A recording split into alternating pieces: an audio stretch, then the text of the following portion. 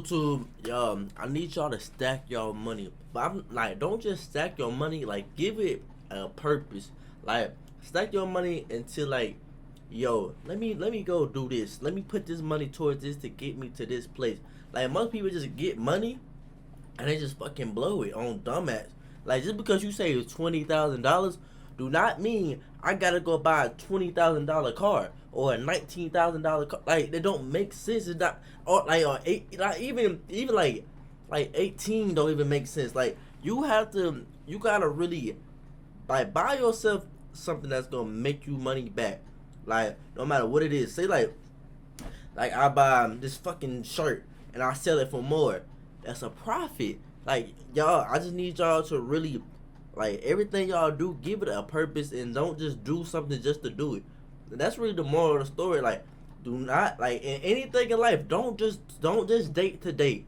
Don't just talk to talk. Don't work out just to work out. Don't just like don't do anything just to do it. But y'all, without further ado, we get into 3 scary, true, crazy ex horror stories.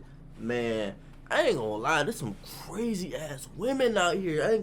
But there's also some crazy. I'm gonna say it's more crazy niggas. I ain't gonna lie. Like dudes really be making girls crazy, and it's because a lot of dudes, bruh, y'all really insecure. Y'all not even gonna admit it, bruh. Like most dudes really insecure, bruh, and like they be doing like weird, like most people I've like got to know, like they just act dumb when it come to girls. Like all they brain cells go out the window. So I be chilling now. I don't even like to be around people for real now. Look ahead to the video though. Oh yeah, I got me some fucking pineapples. Pineapple's my favorite. This video was sponsored by Babbel. Babbel is one of the top language learning apps in the world. Its intuitive lessons help you learn a language through real-life conversations. I've been using Babbel for over a year now, and it's proven. I've had 3 girlfriends in my life. My current girlfriend, who I've been with for 3 years happily, my first girlfriend in college, and my second girlfriend, Kelly. Kelly was someone who put me through hell emotionally and sometimes physically. I'll start from the beginning. Kelly and I matched on Bumble, and upon seeing that we both attended the same college, we based our conversation off that and any people that we may have mutually known. After seeing each other for about a month, we made it official, and we dated for about 6 months. Like most relationships, at first everything seemed great, and we got along fine. But the illusion of being a happy couple faded after a few months. 6 months. Kelly would start becoming very controlling and downright obsessive over knowing what I was doing at all times. The longer we dated, the more I realized she didn't have many friends at all. Maybe 1 or 2, that's about it. So when I would go out to see my friends on the weekends without her, she would always obsessively text me every 15 minutes asking me for proof of where I was. If I were ever to be at a bar without her, she'd throw a fit. This is my bodyguard? She'd make me share my location with her after 4 or 5 months of dating. It got to the point I couldn't handle it anymore. She had too much time on her hands to worry about what I was doing constantly. I couldn't even go see my friends without constantly being attacked and interrogated by her. But one night, things escalated far worse than they ever had. Admittedly, I ended up at a bar and very drunk with a group of my drinking buddies. Oh, Lord. We started at my friend Kevin's house, and I didn't intend on ending up at a bar. When I got home, Kelly was waiting in front of my mom's house for me, with a batshit crazy look on her face. This was one of the first nights that she laid hands on me. No way! Bro, what? What? No way! No way! She's beating you like you're her son! Bro, she think you, no way! Who are you waiting on? Bro, let me get home with my girl like these. Like, what the, no way! No way, what? Repeatedly hitting me while screaming I'm a dirty cheater and other insane things, all while outside, causing a scene for the neighbors to hear. Wasted some of my shit. After I had to grab her arms to get her to stop, she shouted things like, "Get off me, I'm calling the police."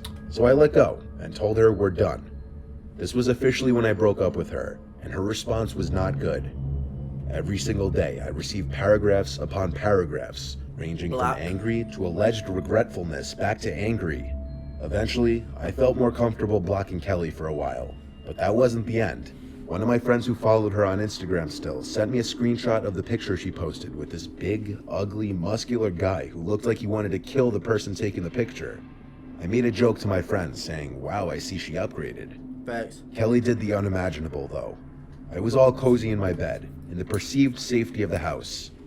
I was home alone, as I usually was living in my parents' house. That was when I heard a pounding at the front door downstairs. I jumped out of bed and went out to the living room to FBI? listen. There was a man's screams from the other side. He was screaming, "Open up, pussy." I didn't acknowledge him. I didn't want him to know I was home. Then some random number was calling my phone. Hold on. Yo, me personally, like, for some reason, I don't know, like, sometimes there's just certain words, like, that just kind of, like, some stuff you just let slide, but, like, that's how they'll get me. Like, I ain't gonna lie. Like say, like I know it's dangerous outside, and I'm just hiding in the house, and, like, oh, so he put, whoo, man, let me get the, like, see, like, you gotta really, like, lock in, because me, personally, I would fold, because he, like, come out, puts, who? Do you not, bruh? I have it on me, sir. I have it on me. It stays on me. It never leaves. Please, come in, please. When I didn't pick up, I got a text from someone threatening to kill me and telling me to open the door before he breaks the window. You I would have ignored been these done. and called 911. I heard glass breaking from outside. I looked out my window and I saw a familiar, huge see, I was bearded just guy playing. right by my SUV. He was smashing my windows. I recognized the guy to be from Kelly's picture. As I was on the phone with 911, I explained that my crazy ex-girlfriend sent her current boyfriend to my house to threaten me, and he was currently damaging my vehicle. I answered a bunch of questions as police were en route. All the while, the man kept screaming things from outside and pounding on my door and sending threatening texts. Get here! Police Get showed up here! surprisingly Please! quickly to my relief. They caught the guy still in front of my house. They saw him step off the front stoop after he saw the cop car pulling up. I went outside right away and showed the police my car and the texts. And the big, roid-raging man was still yelling at me that I'm gonna fucking pay for talking shit about him to Kelly. Who? I told him I hadn't spoken to Kelly in months. And he said, "Oh yeah, what about the texts?" As he was in handcuffs already. I said, "What texts?" And he accused me of being a bullshitter. So after he was brought away in one of 2 police cars, I gave the second police officer whatever information he needed of the situation between Kelly and I. And he told me I had a good case for harassment and should definitely file for a restraining order immediately. He told me to head to the precinct the next day, which is what I did. But I also unblocked Kelly and asked her what she said to her boyfriend and why. And after she responded claiming she had no idea what I was talking about, I sent her a long text giving her a piece of my mind. Basically telling her about my getting a restraining order and telling her to seek help. Bruh, ain't no talking I with never you, heard bruh. from her again, nor her crazy, roid-raging, now ex-boyfriend. According to my friend, she deleted the picture with him literally the next day after that happened. I currently have a restraining order against both her and her ex-boyfriend, Javier Cruz. W-man. Be careful who you decide to date. There's a whole lot of crazy out there. Facts. Melissa. I dated my ex Kian for 2 years. It was a toxic, abusive relationship. I endured a lot of physical suffering from it, but I was always too scared to leave it. I live with my single mom on a rougher side of town, the place where I spent my Can somebody entire explain that childhood. to me? Being a girl walking home Like- alone at night here can be sketchy. Okay, like, I know I'm paused now. Like, look, please. Like, I be seeing y'all comments talking about I pause. Like, nigga, I know. I just be having a lot on my mind. Like, what? Like, shit. Anyways, I was thinking, like, why do people stay in abusive relationships, like, when they know it's toxic? And then I start to think, like sometimes that's just all people know. Like, you know that saying that nice guys finish last? I don't think nice guys finish last. I think nice guys finish last with girls who never knew what good was. Like, when your whole life is like ass, and you not receiving ass, it's like, what is this? Like, this is like, it's more like a fairy tale. Like, you gotta be up to something. You know what I'm saying? That's the only way I could truly understand it. Like, from my point of view, unless y'all like really done been through something and y'all can really explain to me, or y'all just know.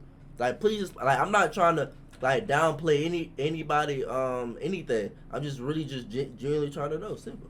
Sketchy, which was part of the reason why I stayed with Kian for so long. He is a big guy, and I felt a sense of protection with him Okay. when he wasn't making me feel like shit. A big reason I stayed with him, though, towards the end was because I was scared of how he'd take it if I broke up with him. My mother always hated him, though, and she knew he was no good for me. Unfortunately, it took me as long as it did to cut ties with him. I did it over text one day, though, because I knew if I did it in person, he'd hit me or go crazy. He still didn't take it well. Seconds after I texted him, he tried calling me over and over. I wouldn't pick up because I was scared. So after the third or fourth attempted call, he started typing for a few minutes. And the text I got from him was a long paragraph cursing me out, a lot of it in all caps. I texted him back that we could talk about it on the phone tomorrow when it's cooled off.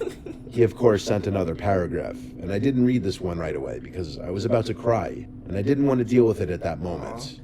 My mom was working her second job that night and wouldn't be home till around 2 in the morning. I had class the next day, so I went to bed early around 10, but falling asleep was difficult with my mind racing. Eventually though, I did fall asleep. I woke up in the middle of the night to a sound from the outside of my room. I looked at the clock and it was around 1 a.m. It wasn't uncommon for me to wake up to my mom getting home late at night after work. I was just surprised because she was home rather early this night. I sat up and saw something sitting on the edge of my bed.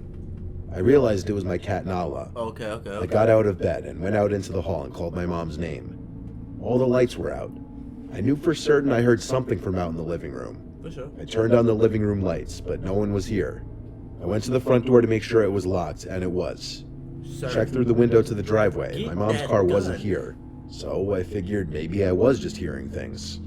I went back to my room and shut the door, then crawled back into bed. Nala was still in the same spot on my bed. She hadn't moved. I tried to go back to sleep, and I suddenly heard another sound. I ran out to the living room again, and my mom wasn't here still. I suddenly realized Kian knew where we kept the spare key in the backyard. What if he had just let himself in? I went back to my room and called my mom on my cell phone and told her. I had already texted her earlier about my breakup, so she already knew and was proud of me. She said she'd be home in a little bit, and that I could just be hearing house noises. House I noise. laid back down in my bed. Nala was still in the same position. I turned on the lamp and went to go pick her up, but I gasped when I saw her eyes lifelessly open and she wasn't breathing.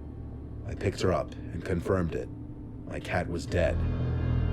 I wanted to cry, but I covered my mouth. I suddenly knew that Kian was in the house and that he did this to punish me. I locked my bedroom door and called 911 and whispered into the phone that my crazy ex-boyfriend broke into my house and killed my cat. I was told to wait in the closet in my bedroom until I heard the police arrive. Bruh, the police I stayed is on the phone trash. with 911 in the closet, waiting. They gonna show like At 10, any time 20 during minutes this, later. the front door to the house could have opened and closed, and I wouldn't have been able to hear it. Eventually, the 911 operator told me the police were there. Apparently, the door was unlocked because they let themselves in. That meant Kian had probably just left. I went to the living room to find 2 police officers. I was bawling my eyes out over Nala now. The first thing they asked was, "Where is he?" And I said, "I think he left." I showed them my cat and the text from Kian. My mom came home shortly after I called her, and she cried over Nala too. The police were not very helpful at all, Over saying the without any cat? actual evidence Y'all that someone not broke into the crying house, that they there was couldn't just a go and arrest man someone. inside your Nala house? had no stab marks or anything, so as messed up as it sounds, he couldn't even prove that she was likely murdered by Kian as revenge to me. The next day, my mom had the locks to the house changed. The spare key in the backyard was still there, but Kian easily could have put it back. I blocked Kian's number and all social media outlets. All the evidence pointed to him having done it. My mother and I went through the process of getting an order of protection against him, Okay. and the judge issued us a temporary one before our court date. The last time I ever saw Kian was in court, where thankfully the judge determined that the order of protection would remain in place. Right. I still often think about how the first time I went downstairs, Kian was probably somewhere in the living room, hiding and watching me. Anonymous.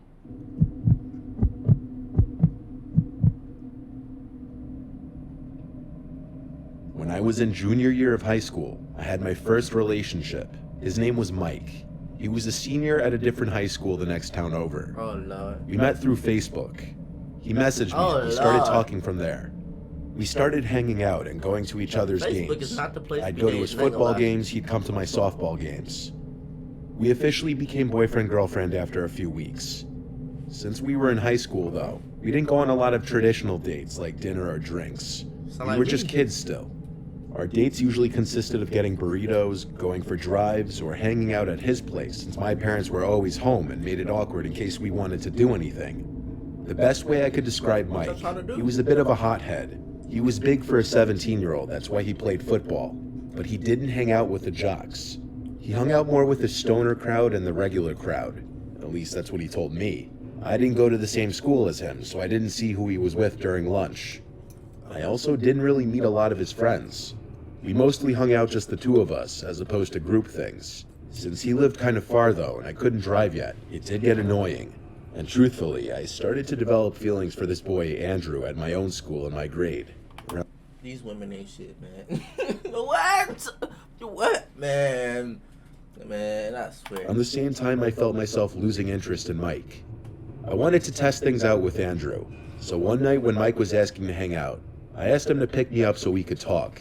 He knew right away something was off when I said that. Yeah, of course. Like, what? When he picked me up, we went for a drive, and I told him that I think we should take a break. Why? He refused to accept that I was serious, and angrily demanded to know what he did. Why, damn I it? told him it's just that I felt the spark wasn't there anymore. He got so mad that he punched his dashboard, leaving a big indent in it. He started yelling and scaring me, so I was about to get out of the car, but he stopped me and put his hand on my shoulder and said, "No, no, no," and then asked me not to leave.